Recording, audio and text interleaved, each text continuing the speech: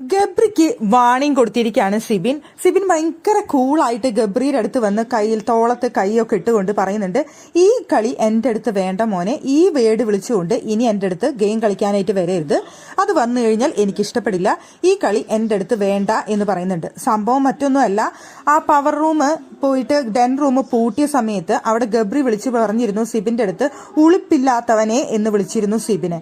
ആ വേർഡ് ഇനി മേലാക്കം വിളിക്കരുത്, ഈ കളി എൻ്റെ അടുത്ത് നടപ്പില്ല എന്നാണ് സിബിൻ പിന്നീട് ചെന്ന് പറയുന്നത്. തോളത്ത് കൈയൊക്കെ ഇട്ട് സിബിൻ കൂളായിട്ട് ചെന്നിട്ടാണ് പറയുന്നത്. ഇതൊക്കെ പറഞ്ഞു കഴിഞ്ഞപ്പോൾ അവിടെ ഒരു റിയാക്ഷനും ഇല്ലാതെ ഗബ്രി അത് കേട്ടു, ഒരു മറുപടി കൊടുക്കുകയോ ഒന്നും ചെയ്തില്ല ഗബ്രി.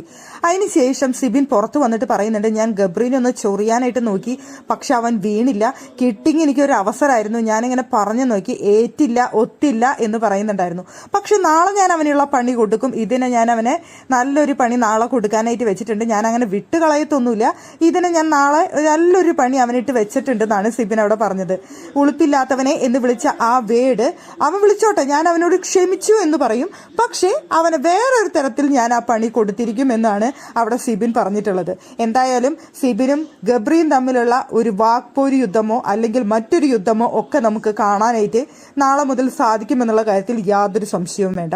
ഇന്നു മുതൽ തുടങ്ങിയിട്ടുണ്ട്, ഇനി തുടർന്നും അങ്ങോട്ട് ഇത് തന്നെയായിരിക്കും കാണാനായിട്ട് പോകുന്നത്.